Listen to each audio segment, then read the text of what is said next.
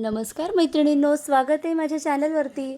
आज केलं होतं शेपूचं वरण, जे मुगाची डाळ घालून केलं आहे, भात, पोळी आणि नाचणी पापड। तर शेपू आल्या आल्या स्वच्छ निवडून त्यानंतर स्वच्छ धुवून ठेवला होता। आणि ट्रस्ट मी, पालेभाजी आल्या आल्याच निवडून घेत जावी, तरच ती फ्रेश वाटते। तर फक्त मिरची आणि लसूणाच्या पाकळ्या घेतल्यात कट करून। त्यानंतर फोडणीत या पाकळ्या आपण फ्राय करून घेणार आहोत। त्यानंतर घालणार आहोत आपल्या स्वच्छ धुतलेला शेपूची भाजी।